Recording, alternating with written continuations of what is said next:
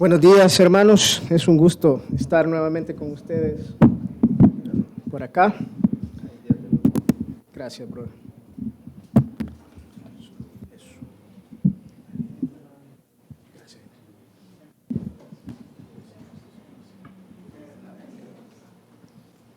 Hola, hola. ¿Me escuchan? Sí. Ahí estamos. Ahí estamos. Bueno, buenos días, hermanos. Es un privilegio estar nuevamente acá con ustedes. Mientras alabábamos al Señor, Dios me permitía traer a la mente tantos recuerdos en este lugar, en este espacio, tanto con los jóvenes como con la reunión de domingo, de miércoles en ese entonces. Y son recuerdos muy bonitos los que uno tiene en su mente y en su corazón. Y agradezco al Señor que me haya permitido poder recordarlos este día estando acá con ustedes. Me comentaba el pastor René Ovidio que habían estado hablando en domingos anteriores sobre la reforma, las 5 solas.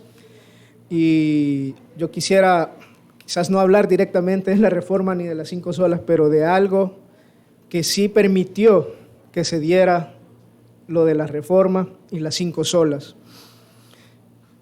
Y quiero hablar un poco de lo que quizás pasó en ese tiempo, en 1517, en la vida pequeña de la ciudad de Wittenberg empezaría a cambiar en ese año, ¿verdad?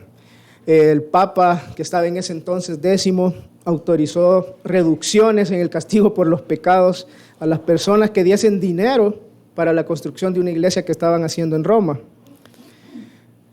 La forma en que se vendía esto era a través de unas indulgencias, le llamaban, ¿no? Ya me imagino que han escuchado el término, de que han estado hablando todos estos días, pero si ustedes recuerdan, hubo un padre, un cura, digamos, que esto le resultó escandaloso, y me refiero a Lutero.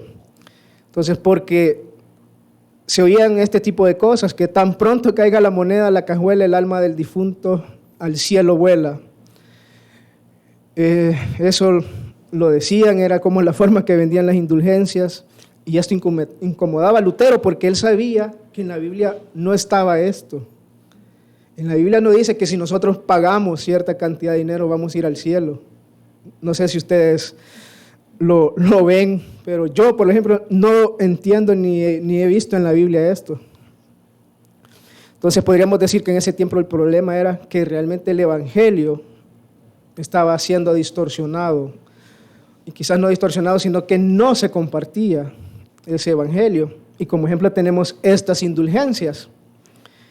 Y esto no es bíblico y era un engaño realmente. Por eso la reforma fue importante. Dice el historiador Carl Truman que la reforma representa un movimiento de colocar a Dios tal como Él se revela en Cristo en el centro de la vida y pensamiento de la iglesia. Su palabra no era predicada como debería de ser y el Evangelio no era proclamado. Y eso es sumamente grave para las vidas de todos nosotros, no solo para los de ese entonces. Porque cuando no se predica el Evangelio no hay oportunidad de salvación. Y eso es grave. El no tener acceso a la Biblia nos deja sin saber, por ejemplo, que lo que dice en Romanos 6:23, que la paga del pecado es muerte. El no conocer o no tener la Biblia en nuestras manos nos lleva a creer mentiras como las indulgencias. Las indulgencias se vendían como una entrada al cielo, como si esa fuera la forma que la Biblia nos enseña que para llegar al cielo se debe hacer eso. Y eso lo creían las personas, porque eran personas de mente humilde. Incluso cuando había una misa y que era donde se predicaba la palabra, lo hacían en latín. O sea, muchas personas ni entendían lo que estaban hablando en ese momento. Entonces, la Biblia nos muestra claramente cuál es el camino al cielo, nos muestra quién es Dios y cuál es nuestra condición delante de este Dios y cómo esto influye en la eternidad. Sin la Biblia difícilmente entenderíamos que Dios es santo y justo, como acabamos de alabar, ¿verdad? Que Él es santo, santo, santo. Y cómo esto impacta en la vida de las personas. Esta mañana yo le he puesto a lo que quiero compartir con ustedes, ante los ojos de un Dios santo y justo. Y para empezar quisiera hablar de quién es Dios. Sí, mi amor, perdón, pásame, perdón. La verdad que es más fácil con... Gracias. ¿De quién es Dios? No sé qué idea tienen ustedes de quién es Dios, pero yo les puedo decir algo. Es difícil describir quién es Dios a cabalidad, pero yo quiero decirles algo. Dios no empezó en Génesis 1:1. Eso sí, quiero que lo tengan claro y lo tengan en su mente. Dios siempre ha estado, no fue creado por el hombre, no fue creado por una religión, no fue creado por un libro como que en la Biblia dice y Dios creó y ahí empezó a existir Dios. Dios ya existía, Él siempre ha estado y siempre va a estar, aunque no nos haya creado a nosotros. Él siempre continúa siendo Dios y continúa existiendo. Hay un teólogo muy conocido que se llama A.W. Pink, que escribió sobre este Dios, ¿verdad? Y dice, en la gran expansión de la eternidad, la cual va más allá de Génesis 1:1, el universo no había nacido y el universo existía solamente en la mente del gran creador. En su soberana majestad Dios moraba completamente solo. Nos referimos a ese periodo distante, dice, antes de que los cielos y la tierra fueran creados. El grandioso Dios estaba entre el silencio de su propio vasto universo, pero inclusive en ese tiempo, si pudiéramos llamarle así, Dios era soberano. Él podría crear o no crear de acuerdo a su voluntad. Dios pudo haber creado, dice, millones de planetas, millones de cosas o no crearlas, pero Él siempre ha estado ahí. Por otra parte, la Biblia también define a Dios como un ser eterno y justo. Es el Dios de amor, es el Dios trascendente, dice. Esto quiere decir que está por encima del espacio, del tiempo y de la historia. Sin embargo, Él es el Dios inmanente, es decir, está cerca de nosotros y que no podemos escapar de Él. Está en todo lugar, Él es inmutable, es decir, no cambia y es confiable. Este gran Dios fue quien creó todo y nos ha creado a todos nosotros, incluyéndonos los que estamos esta mañana acá. Y me gustaría recordar esas 10 palabras que a mí me gustan, cómo inicia la Biblia, ¿verdad? En Génesis 1:1 y dice, en el principio creó Dios los cielos y la tierra. Y más adelante, en otros versículos del 20 al 27, empieza a decir, llénense las aguas de multitudes de seres vivientes, y vuelen las aves sobre la tierra en la abierta expansión de los cielos, y creó Dios los grandes monstruos marinos y todo ser viviente que se mueve. En el 24 dice, produzca la tierra seres vivientes según su género, ganados, reptiles y bestias de la tierra según su género. En el 26 dice, hagamos al hombre a nuestra imagen, conforme a nuestra semejanza, y ejerza dominio sobre los peces del mar, sobre las aves del cielo, sobre los ganados. Ya en el 27 dice, creó pues Dios al hombre a imagen suya, a imagen de Dios los creó. Varón y hembra los creó. En Romanos 11:36, si quieren pueden buscarlo, Romanos 11:36. Dice la palabra, porque todas las cosas proceden de Él y existen por Él y para Él. A Él sea la gloria por siempre. Amén, dice. Algo más que debemos saber de este Dios, de este gran Dios, ¿verdad? Que es un Dios trino. Que hemos escuchado que es Dios Padre, Hijo y Espíritu Santo. Si me acompañan a Isaías 61:1. Isaías 61:1.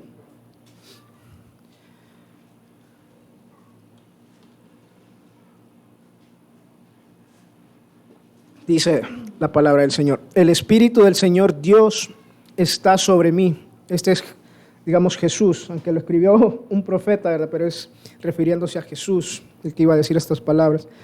El Espíritu del Señor Dios está sobre mí porque ha ungido el Señor para traer buenas nuevas a los afligidos. Me ha enviado para vender a los quebrantados de corazón, para proclamar libertad a los cautivos y liberación a los prisioneros. En este pasaje podemos ver la Trinidad de Dios, por así decirlo.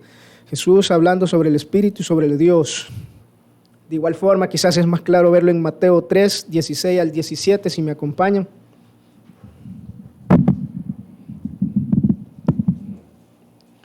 Mateo 3, 16, 17.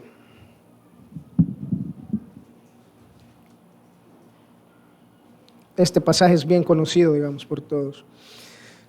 Y después de ser bautizado, Jesús salió del agua inmediatamente. Jesús salió del agua. Y los cielos se abrieron en ese momento y él vio al Espíritu de Dios que descendía como una paloma y venía sobre él. Y se oyó una voz de los cielos que decía: este es mi Hijo amado, en quien me he complacido. Creo que este texto nos ayuda a ver fácilmente la Trinidad de nuestro Dios. Entonces, este Dios que creó todo, que es un Dios trino, es un Dios santo. Y en la Biblia vemos claramente que su santidad es tal que no podemos acercarnos a Él. En la Biblia hay personas que lo han hecho, pero primero Dios les ha permitido de alguna forma ser purificados para poder acercarse. Pero si usted intenta acercarse a Dios por sus propias fuerzas, por su propio medio, no lo va a hacer. Podría hasta morir si se acerca demasiado al Señor. Y hay una idea que nos puede ayudar a comprender esto, y es lo del sol. Si ustedes ven, los rayos del sol nos dan y no nos pasa nada, no nos quemamos mayormente, ¿verdad? Que hemos sentido que en los últimos años sí, por calentamiento global y todo eso. Pero el punto es que si usted agarra un cohete y se va para el sol, a medida que se va acercando cada vez más, corre más riesgo. Y va a llegar un punto en que usted va a ir tan cerca y se puede morir. De igual forma, nosotros no podemos acercarnos al Señor, estar tan cerca de Él, por así decirlo, porque su santidad es tal que no podríamos soportarlo. De igual forma, podemos ver en la Biblia el tabernáculo, ¿verdad?, que estaba dividido en 3 secciones, los atrios, el lugar santo y el lugar santísimo. Y al lugar santísimo no podía ingresar nadie más que el sumo sacerdote y una vez al año. Y si alguien intentaba entrar, pues se moría. Y hasta el sumo sacerdote le ponían como un chinchín, ¿verdad? Porque si se moría ya el brother lo jalaba. Porque ahí está el lugar santo, ¿verdad? Y no es cualquier cosa. Dios es 3 veces santo, no 1 ni 2, sino que 3 veces santo. En la Biblia no encontramos otro atributo que se repita de la misma forma. Y no es que Dios sea más santo que justo o más santo que bueno. Pero en lo personal yo creo que su grado de santidad nos garantiza que todo lo que Él hace es perfecto y sin ningún error o mala intención. Es decir, yo creo que su santidad nos garantiza que sus actuaciones son puras y santas. Y si Él hace justicia, debemos entender que esa justicia es plenamente perfecta. Si hace un acto de amor, es un acto de amor sumamente puro. Y este Dios creador de todo lo que existe es, como dijimos, un Dios 3 veces santo, y Él no peca, no puede estar cerca de su presencia el pecado. En Él no habita ni una pizca de pecado, maldad. Dios es totalmente puro. Pero Dios es también totalmente justo. Y digamos, ustedes, no sé quién estudia derecho o algo, y yo me puedo equivocar, pero lo que yo logro entender es que cuando hay un juicio, hay un abogado defensor, hay un abogado que está incriminando a una persona, y ahí se están alegando y todo, pero al final, este juez que va a sacar su dictamen de lo que escucha, realmente no conoce todo, sino que él solo se basa en lo que le están diciendo y en lo que le están demostrando. Y a veces, lastimosamente, asesinos salen por eso inocentes, o violadores salen libres, pero porque ese juez no logra entender todo o ver todo realmente, sino que se basa, y a veces quizás el abogado defensor de que de verdad es inocente no sabe, entonces le va mal. Entonces es triste también que hay personas inocentes que salen culpables. Yo quería comentarles un caso rápidamente que en el 2004, bueno, esto fue en otro país, había un padre de familia que fue enviado a la cárcel y lo ejecutaron porque la casa de él se quemó y murieron sus 3 hijas. Y muchos creyeron que él intencionalmente causó este incendio para deshacerse de sus hijas, porque de alguna forma él había manifestado que había sido ya cansado, era un padre soltero, estar con sus 3 niñas, pero en el 2009, el incendio fue en el 2004, en el 2009, estamos hablando 5 años después, el caso se reabrió y se declararon que eran insostenibles las pruebas y que no eran suficientes para haber llegado a ese dictamen. O sea, lo metieron a la cárcel, lo ejecutaron por gusto, como decimos los salvadoreños. Pero Dios siempre actúa de acuerdo con lo que es recto, y Él mismo es la norma final de lo que es recto. Moisés nos dice que todos sus caminos son justos. Dios es fiel y no practica la injusticia. Así que, hermanos, Dios es el juez justo y es importante tener claro esto. Porque a veces los cristianos, bueno, y los no cristianos luchan con relatos bíblicos difíciles de leer, ¿verdad? Matanzas en el tiempo antiguo. Pero se preguntan cómo Dios pudo permitir, ordenar estas cosas. Pero estos conflictos surgen en nuestros corazones o en nuestra mente debido a que no comprendemos bien su santidad ni su justicia. Dios no peca y no se equivoca. El mismo Faraón reconoció en Éxodo 9:27, si lo quieren leer, Éxodo 9:27.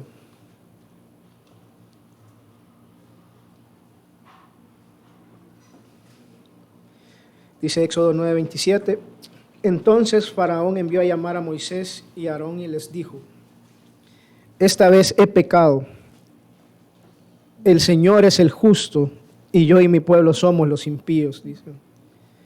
En el Salmo 119, 137, Salmo 119, 137, dice el Salmo 119, versículo 137, justo eres tú, Señor, y rectos tus juicios, dice. Entonces, en lo personal creo que Dios juzgará todo en su debido momento. Nosotros quisiéramos a veces ver su justicia ya, más si se trata cuando a mí me han hecho algo realmente injusto, pero yo quisiera ver que Dios haga justicia ya con esa persona que me fue injusto, con alguna institución que me hizo alguna injusticia, para ver si realmente Dios es justo. Y si no lo hace, a veces podemos concluir, Dios no es justo porque permitió que me pasara esto. Pero Él no es así. Él en su tiempo, hermano, yo le garantizo que Él va a juzgar todo.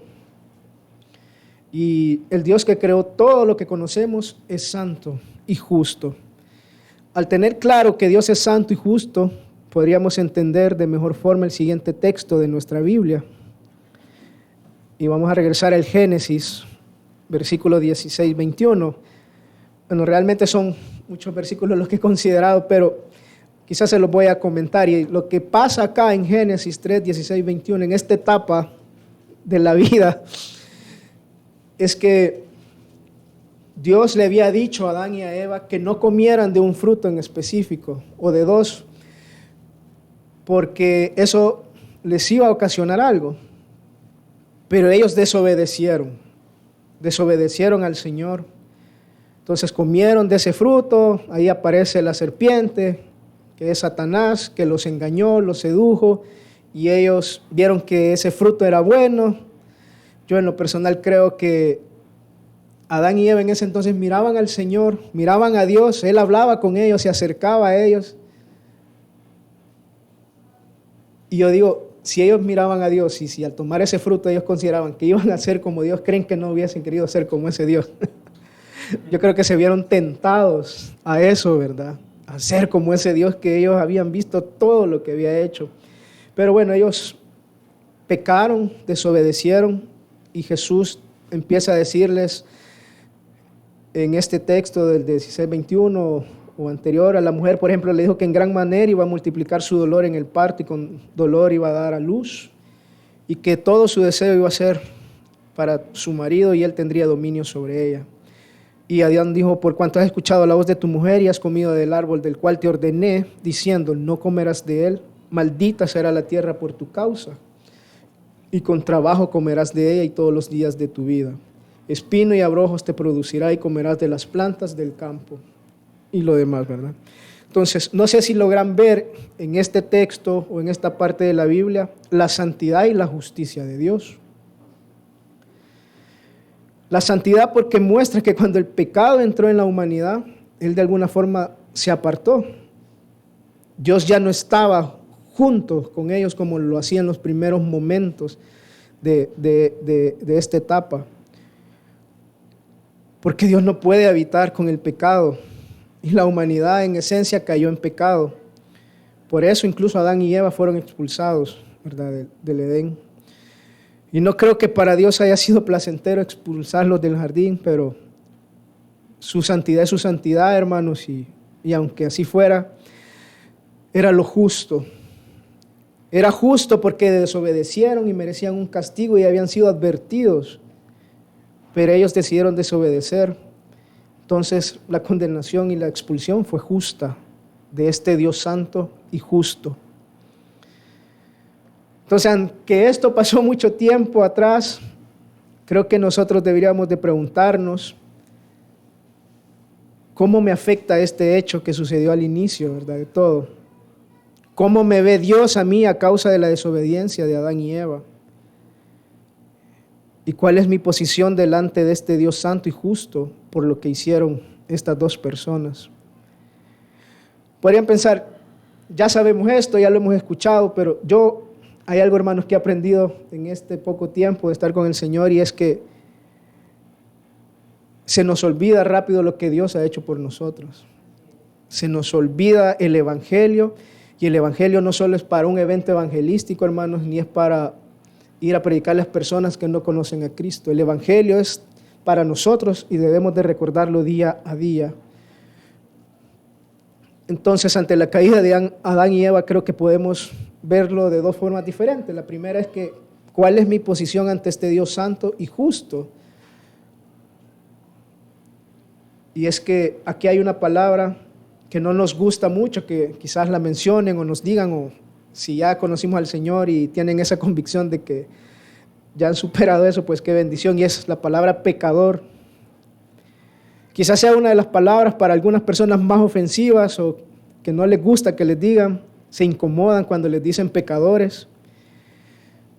Para otros es una palabra religiosa que no tiene mayor significado ni importancia. Pero ante Dios, hermano, todos somos pecadores, y así lo definió Él en Romanos 5:12. Si me acompañan a Romanos 5:12.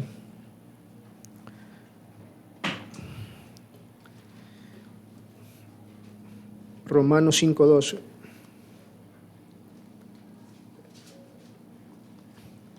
Dios dice, por tanto, tal como el pecado entró en el mundo por un hombre y la muerte por el pecado, así también la muerte se extendió a todos los hombres, porque todos pecaron, dice. Según Dios, todos hemos sido constituidos por Dios. Y cuando dice, cuando el pecado entró en el mundo por un hombre, se refiere allá a Adán y a Eva. Entonces, nosotros somos pecadores. Y aunque los autores materiales fueron Adán y Eva, eso nos involucra a nosotros. Eso quiere decir usted y yo, hermanos, somos pecadores y que también estamos muertos espiritualmente, separados de Dios. El pecado está en nosotros, y hay una frase que describe bien esta situación. Y es que no somos pecadores porque pecamos, pecamos porque somos pecadores.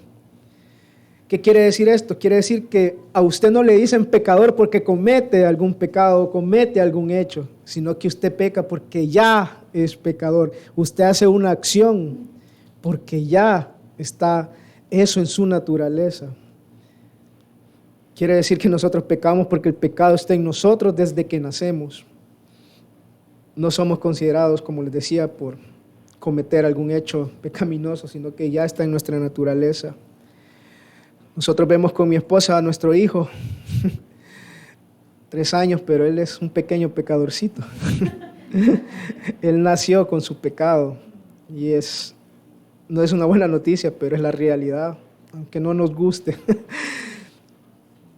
Hay una teóloga conocida, Oscar Arocha, que dice: la primera verdad es que el corazón del hombre está muerto. Tan pronto entró el pecado, entró la muerte espiritual. A partir de ese momento sus deseos no serían para Dios, sino para la carne y el mundo. Ellos mismos lo demuestran, Adán y Eva, porque tan pronto encontraron placer en lo prohibido, en comer el fruto, pecaron agarrando y comiendo el fruto. Y también pecaron tratando de cubrir sus pecados, mintiendo, ¿verdad? Eva le echaba la culpa a Adán, así entre todos, ¿verdad? Pecaron tratando de esconderse de la presencia de Dios. Tuvieron pavor de confesarse delante de Dios y trataron de justificar sus malos actos. Desde el momento de la caída, la humanidad ha sufrido una especie de esquizofrenia moral, dice. Todo el pecado y el sufrimiento en la tierra comenzaron con Adán y Eva y con la sentencia de muerte impuesta por Dios tras el pecado de Adán. Dios creó todo, hermanos, y como dueño de todo, puso reglas y esas reglas fueron rotas. Y como un Dios justo tenía que castigar esa desobediencia y como un Dios santo ya no podía estar cerca de personas pecadoras. El pecado original, hermanos, ustedes se han dado cuenta, ha traído una depravación a toda la raza humana. Y a veces no significa que podamos ser tan malos como otros, ¿verdad? O que yo no soy tan malo, y es cierto, hay personas más malas que otros. Pero todas nuestras partes, y les repito, y nuestras vidas están contaminadas por el pecado. Como está escrito también en la palabra en Romanos 3:10. Como está escrito, dice la palabra en Romanos 3:10, no hay justo ni aun uno, no hay quien entienda, no hay quien busque a Dios. Todos se han desviado, aún se hicieron inútiles. No hay quien haga lo bueno, no hay ni siquiera uno. Todos somos injustos y nos hemos desviado, nos ofendemos los unos a los otros, ofendemos a Dios cometiendo injusticias unos con otros, y quizás no solamente con hechos externos, sino que también con hechos internos, cuando somos egoístas, orgullosos, cuando odiamos a alguien.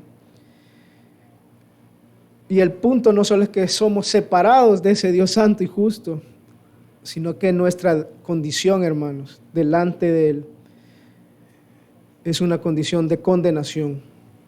Estamos condenados a recibir el castigo que conlleva la desobediencia. Merecemos ser castigados por los pecados que cometemos.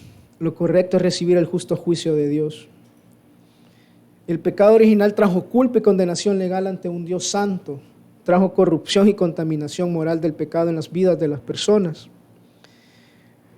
La valoración que Dios hace de la condición humana es que nadie es bueno ni justo y todos están destinados a recibir el castigo de Dios.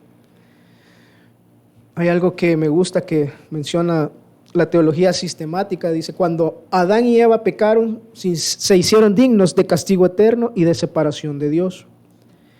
De la misma manera, cuando los seres humanos pecan hoy, se hacen merecedores de la ira de Dios y del castigo eterno, porque la paga del pecado es muerte.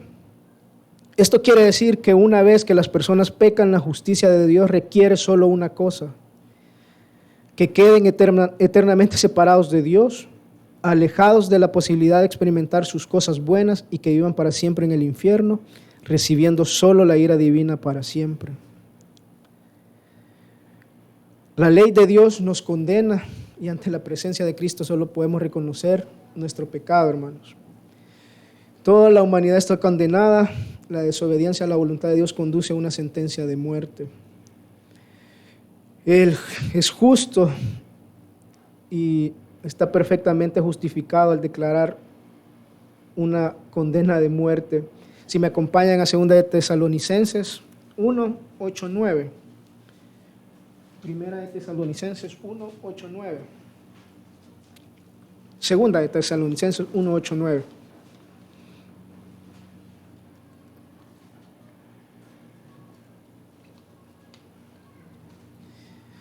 Dice, segunda de Tesalonicenses 1, 8, 9, dando retribución a los que no conocen a Dios y a los que no obedecen el evangelio de nuestro Señor Jesús, Estos sufrirán el castigo de eterna destrucción, excluidos de la presencia del Señor y de la gloria de su poder.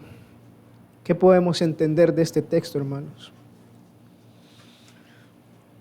Dando retribución a los que no conocen a Dios y a los que no obedecen al Evangelio de nuestro Señor Jesús, estos sufrirán el castigo de eterna destrucción, dice, excluidos de la presencia del Señor y de la gloria de su poder. Este texto nos dice que estamos condenados al infierno por la eternidad.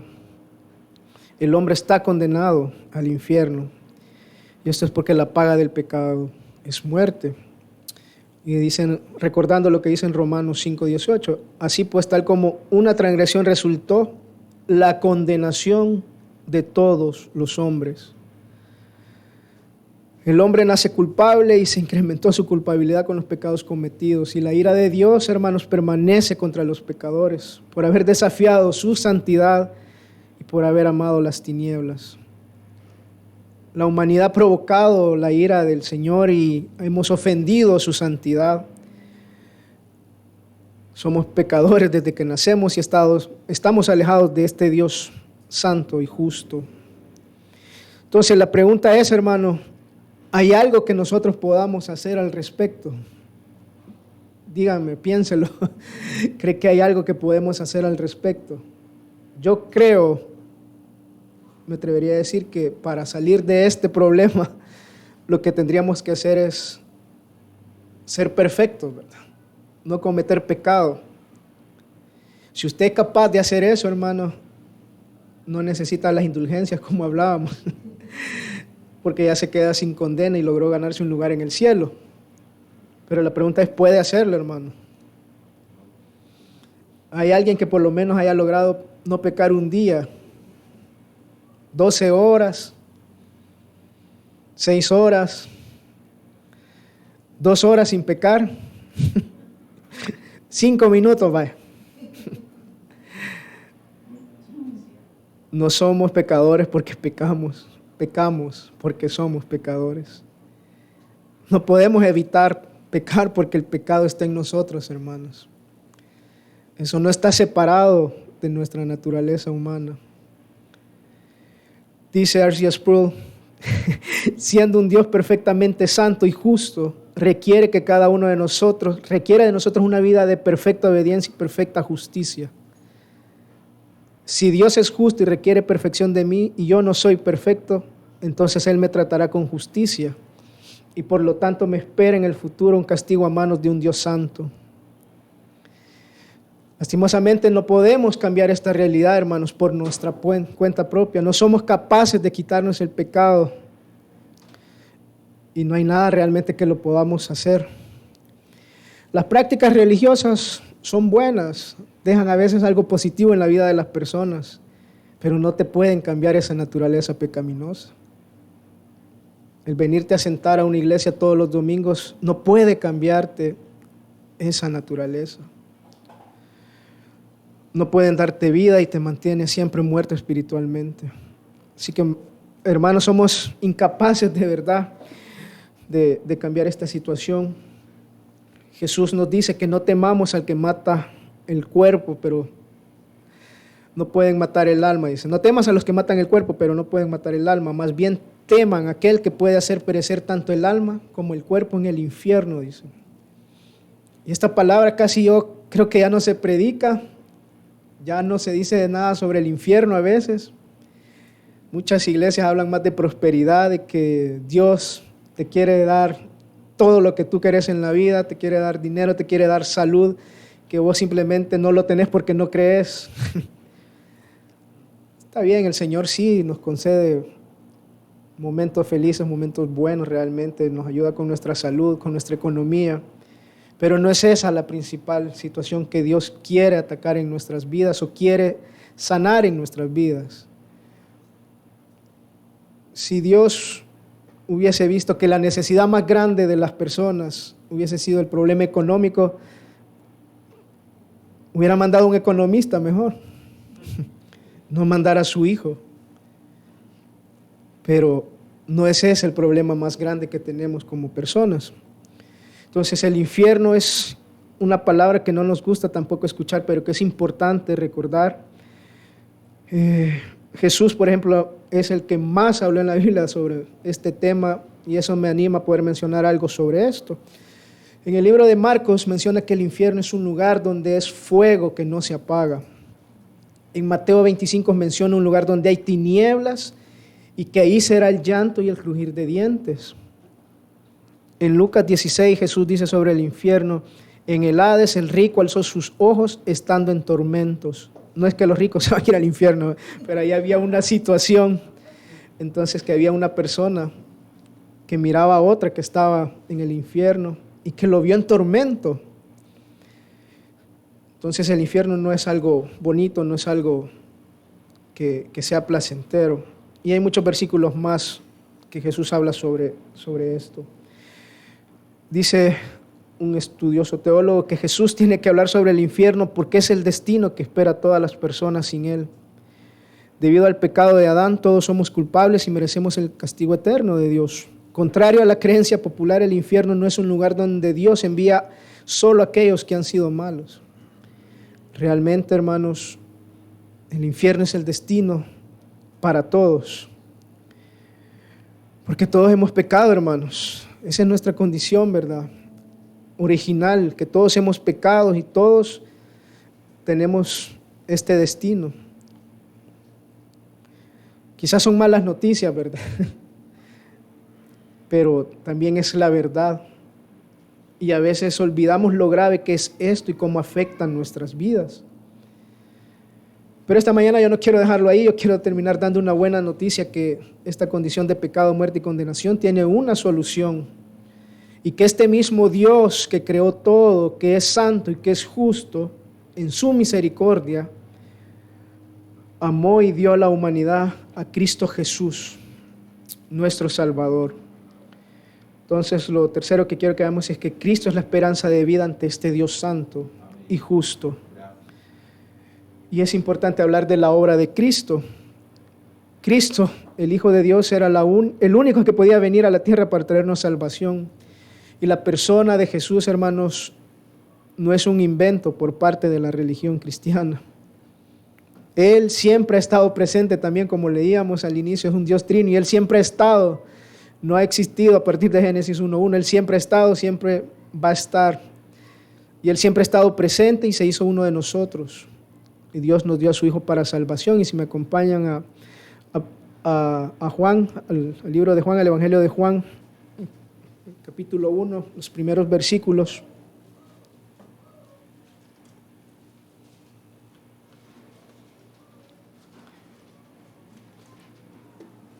El Evangelio de Juan, capítulo 1.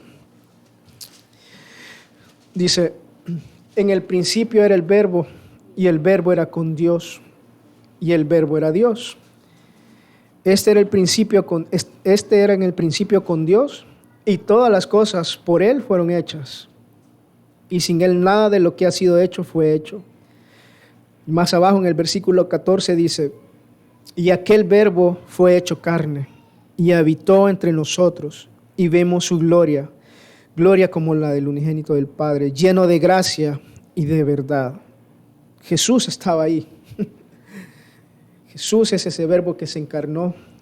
Jesús vino a la tierra, Dios lo envió como una muestra de amor para nosotros y una forma de hacer cumplir su justicia. Si regresamos al texto de Romanos 5, 18, 19.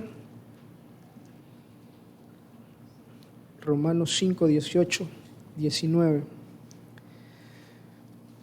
Lo que mencionábamos al inicio también, de que así como por la transgresión de uno vino la condenación a todos los hombres, de la misma manera por la justicia de uno, o sea, Jesús, vino a todos los hombres la justificación de vida. Porque así como por la desobediencia de un hombre, Adán, los muchos fueron constituidos pecadores, así también por la obediencia de uno, o sea, Jesús, los muchos serán constituidos justos. Cristo Jesús es la única persona que vivió de una forma perfecta, sin pecado, haciéndolo apto para convertirse en sacrificio por nuestros pecados y ser declarados inocentes por fe delante de un Dios justo. Tim Keller dice, podemos ver que el poder y el alcance de la obra de Cristo son mucho mayores que las de Adán. Dice, por ejemplo, 2 veces en estos textos, cuanto más y con mayor razón, para mostrarnos que la obra de Cristo puede aplastar, cubrir por completo y deshacer todos los efectos de la obra de Adán. Lo que Adán hizo resultó en muerte, mientras que lo que Cristo hizo resultó en vida. La obra de Adán resultó en condenación y la de Cristo en justificación. Dice su palabra, por la justicia de uno vino a todos los hombres la justificación de vida. Así también por la obediencia de uno, los muchos serán constituidos justos. Por una parte, la justificación tiene que ver con la posición legal que nosotros tenemos delante de Dios como personas. Debemos recordar esa posición legal delante de un Dios justo, que somos culpables, condenados a muerte, condenados al infierno. Y uno puede decir, ¿por qué hablamos de cosas legales que tienen que ver con la religión? Pero en realidad los términos legales son bastante acertados en cuanto al Evangelio. Y entenderlos es muy importante. Hablamos siempre a veces de justos, de justificación, de un juez justo, de justo juicio, entre otros. Pero ¿por qué tanto hablamos de justicia? Bueno, yo lo que puedo ver en la palabra es que, recordando especialmente que va a haber un juicio final, dice la palabra. Entonces, ¿cómo no vamos a hablar de esos términos si realmente va a haber un juicio final? En un momento de la humanidad, todos seremos juzgados y usar términos legales no es para nada fuera de lugar. La Biblia nos menciona que habrá un juicio final. R.C. Sproul dice, el hombre moderno apuesta su destino eterno en que no hay un juicio final. La santidad y la justicia de Dios exige que se ejecute la justicia perfecta en el día final. Entonces dice otro hermano teólogo que asomándose en el horizonte de la eternidad viene un terrible y último día de juicio. Este mundo gira en el espacio en un curso de colisión contra este último día conocido como el juicio del gran trono blanco. Esta hora culminante de reconocer a Dios se describe en numerosos lugares a lo largo de la Escritura. Por ejemplo, el libro de Romanos lo identifica como el día de la ira. Judas lo llama el juicio del gran día. Y el apóstol Pablo dice, ha establecido un día en el cual juzgará al mundo en justicia. Sigue diciendo este hermano que este día se acercará rápidamente, un día de juicio final en el cual Dios estará en la corte y todo el mundo será juzgado delante de él. En este juicio Dios abrirá los libros y presentará su caso. Cada pecador perdido será juzgado y Dios anunciará su justo veredicto y condenará a cada incrédulo al infierno. Este justo juicio es inminente, hermanos, y va a ser una realidad. Un día Dios nos juzgará a todos. Dice un pastor conocido, Joel Michelén, necesitamos ser salvados porque tenemos serios problemas con la justicia de Dios. Si bien es cierto que nuestro Dios es bueno y para siempre su misericordia, la Biblia también revela que Él es perfectamente santo y perfectamente justo, y que por causa de su justicia Él no puede ser indiferente al pecado del hombre. Ante un juicio, la justificación es importante, hermanos. La justificación es un acto legal instantáneo de parte de Dios, y es muy importante entender esto. Es Dios también quien toma la iniciativa, Él decide hacer este acto de justificación por su santa misericordia. No porque Él sienta remordimiento, que su creación se equivocó, que lo sentenció a Adán y a Eva y por eso toda la humanidad. No, Él no se arrepiente, digamos, de eso, porque Él es justo y no puede contradecirse. No es una solución porque necesita que las personas se fijen en Él y que se siente solo, hermanos. Nuestro Dios no es así. Él lo hace por su soberana voluntad, por amor y misericordia. El buscar nuestra justificación es principalmente por amor de su nombre. Dios quiso salvar a la humanidad del pecado y la condenación. Entonces la justificación tuvo un precio muy alto, como hablábamos, y es el sacrificio de su Hijo Jesús. Si me acompañan a este versículo que ya es bien conocido, en Juan 3:16, ya lo conocemos mucho.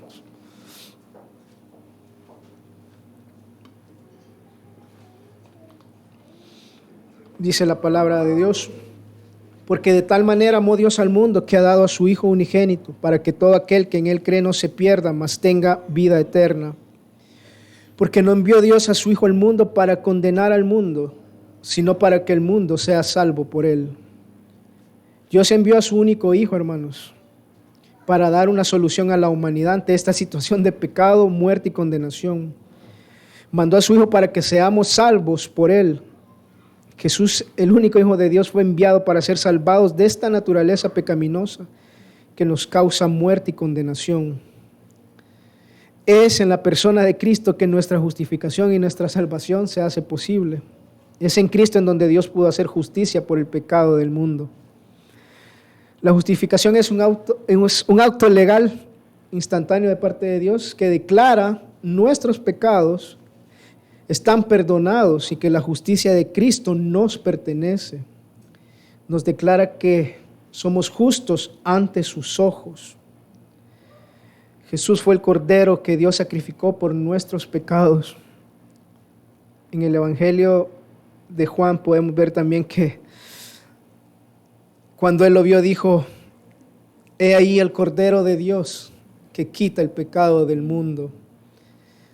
En la justificación, los pecadores, Dios hace lo que es sumamente imposible.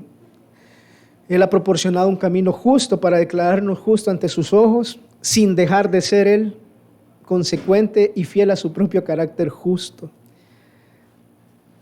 Es decir, que Jesús tomó esa naturaleza para rescatar a seres humanos al convertirse en el representante y el sacrificio sustitutorio de los pecados. Jesús recibió el castigo del que hemos estado hablando, ¿verdad? De esa condenación por nosotros, hermanos. Y Dios lo que hace es que su vida perfecta, lo que Él fue, lo que Él hizo perfectamente, nos la da a nosotros. Eso es la justificación. Es por Cristo que podemos ser declarados justos y es por Cristo que nuestra posición de condenación y muerte se convierte en justificación y salvación y vida. El Evangelio de la gracia justificadora de Dios proclama que las personas pecadores que ponen su confianza en Cristo son perdonados de sus pecados, reciben una condición legal favorable ante Dios y ya no están bajo condenación. Sino, me acompañan a Tito 3, versículo 5. Tito 3, versículo 5.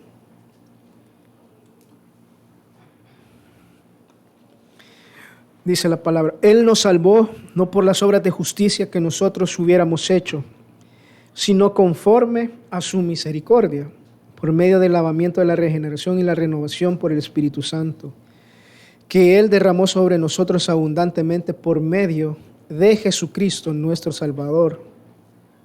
¿Para qué, hermanos?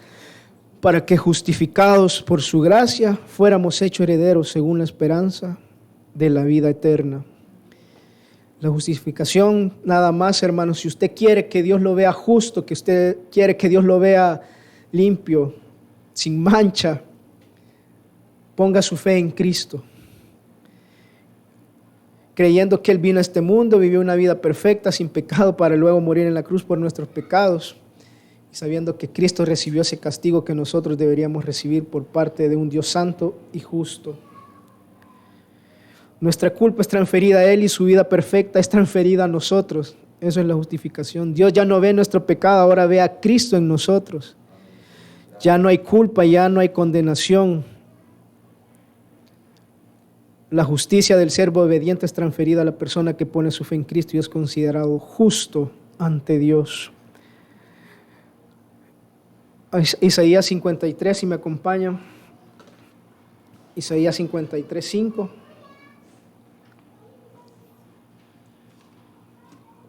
Como mencionábamos, no fue un precio bajo para nuestra salvación. Jesús vivió lo que nosotros tendríamos que haber vivido. Y en Isaías 53 nos dice lo que Jesús vivió en ese momento en la cruz. Mas Él fue herido por nuestras transgresiones, dice, molido por nuestras iniquidades. El castigo por nuestra paz cayó sobre Él, y por sus heridas hemos sido sanados. Todos nosotros nos descarriamos como ovejas, nos apartamos cada cual por su camino, pero el Señor hizo que cayera sobre Él la iniquidad de todos nosotros. En el versículo más abajo, 11, dice, debido a la angustia de su alma, Él lo verá y quedará satisfecho. Por su conocimiento, el justo, mi siervo, justificará a muchos y cargará las iniquidades de ellos, dice. Dios está diciendo que debido a la angustia de su alma, y dice que quedará satisfecho, hará justicia al Señor, el pecado ha sido castigado. Entonces, este es el maravilloso intercambio que Lutero consideró tan precioso. Dice, Cristo toma nuestros pecados y nos da su justicia.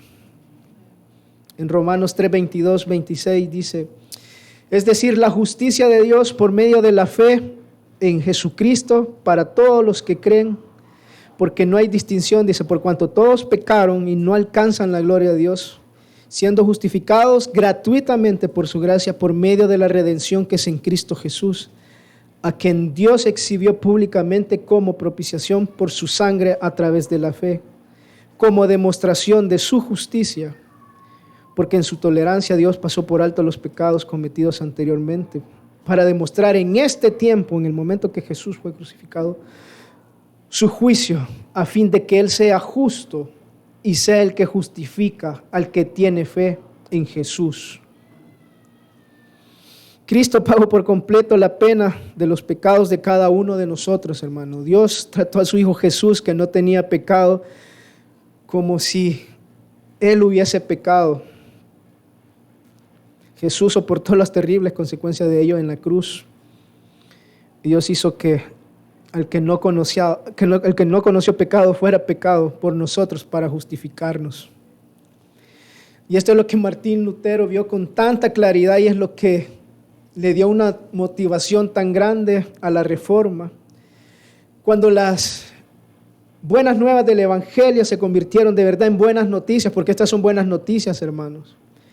Porque si usted no es capaz de salvar su vida, que está condenada, que no hay forma de cómo hacerlo, pero Jesús envía a un Salvador, hermano. Estas son buenas noticias. Entonces, eso es el Evangelio y se convirtieron de verdad en buenas noticias de salvación gratuita y total en Cristo Jesús. Y eso se extendió como un incendio imparable por todo el mundo civilizado. Pero esto solo fue una recuperación del Evangelio original. Lutero no habló nada nuevo, hermanos. No estaba hablando nada nuevo, sino que estaba viendo que el Evangelio no estaba siendo compartido. Nada más volvió a sacar a luz, por decirlo así, o el Señor ocupó esa situación para que el Evangelio volviera a salir a luz a las personas. Pero eso fue solo la recuperación del Evangelio original, el cual declara, hermanos, como decíamos, que la paga del pecado es muerte, pero que la dádiva de Dios es vida eterna en Cristo Jesús, nuestro Señor. E insiste, ya no hay ninguna condenación para los que están unidos a Cristo Jesús. Así que, hermanos, la justificación es el acto de Dios mediante el cual Él nos declara justo, perfecto, solo por la fe mediante el cual hemos sido unidos a Cristo. Así que ese día del juicio final, si usted pone su fe en Cristo, ese día del juicio final, usted va a ser declarado justo. No es buena noticia eso, hermano. Va a ser declarado justo delante del Señor por poner su fe en Cristo. Por tanto, habiendo sido justificados por la fe, tenemos paz para con Dios por medio de nuestro Señor Jesucristo.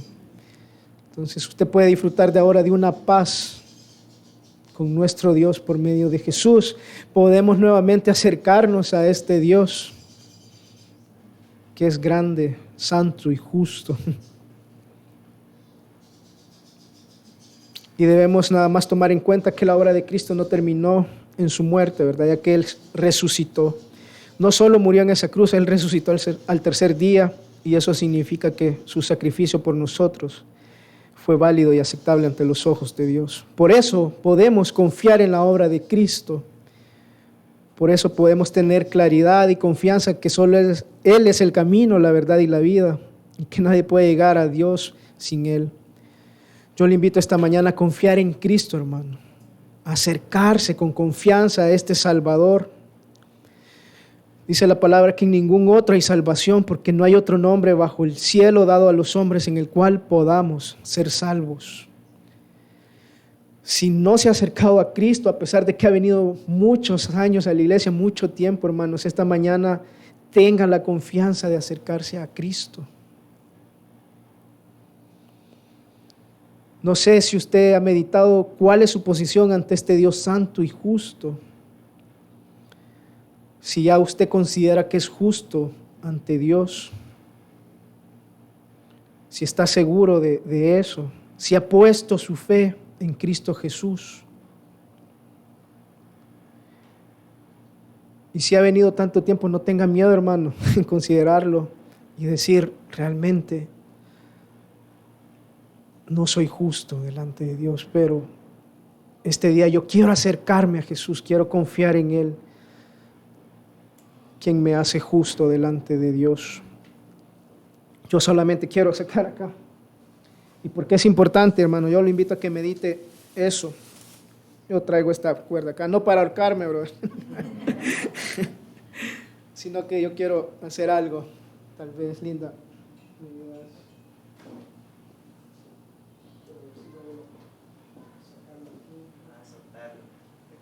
Va a soltar aquí por ser injusta. Sacar los pecados, vida matrimonial. No, para que se vea. No, ahí. Jalalo, Linda, está. Lo que quiero es que ustedes mediten, hermanos. Y bueno, aquí he tratado de pintar este espacio de rojo. Bueno, esta es una ilustración que vino, es propia, ¿verdad? Pero me gustó tanto y me impactó tanto que quisiera compartirla este día con ustedes. Esto que está en color rojo representa lo que quizás una vida en este mundo pueda vivir en esta tierra, que unos 100 años, pongámosle, como mucho, aquí en El Salvador quizás es menos, pero esto representa la vida humana en esta tierra. Alguien puede vivir 100 años, hermanos, pero yo quiero que usted medite que eso no es todo, no es todo. Después, esto representa la eternidad, hermano. Y si se ven, ¿qué es más grande, estos 100 años o la eternidad? No solo nos enfoquemos en este espacio de tiempo, sino que piense en la eternidad. Piense cuál es su situación delante de Cristo, porque su vida no solo es aquí y ahora. Esto suponiendo que va a vivir 100 años, hermano. Pero ¿y qué tal si vive 30 años nada más? Entonces, donde vamos a pasar más tiempo, hermanos, es en la eternidad. Por eso deben de considerar esta mañana si es justo su vida delante del Señor o no. La eternidad es real y un día vamos a ser juzgados, y si no ponemos nuestra fe en Jesús, la condición de pecado con la cual nacemos nos va a impedir estar cerca de Dios. Y eso es lo peor que nos puede pasar, hermanos. Debemos meditar dónde vamos a pasar nuestra eternidad, si en el cielo o en el infierno. Dios nos ama y envió a su Hijo a morir por nosotros para que podamos estar con Él. Confiemos en Jesús, hermanos. Creamos en lo que Él hizo. No voy a pedir que levanten sus manos porque no es necesario, pero yo quisiera preguntarles si les gustaría poner su confianza en Jesús esta mañana. ¿Les gustaría realmente saber que están siendo justificados o están siendo justos o son justos delante de Dios? ¿Cómo Dios ve su vida?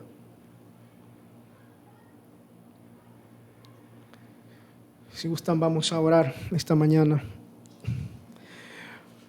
Padre, gracias, Señor, por tu palabra, por tu evangelio, Señor, por que en ese tiempo de la Reforma usaste no solo a Lutero, sino que a muchas personas, Señor, para sacar nuevamente a luz el verdadero evangelio, Señor, lo que dice tu palabra, Señor.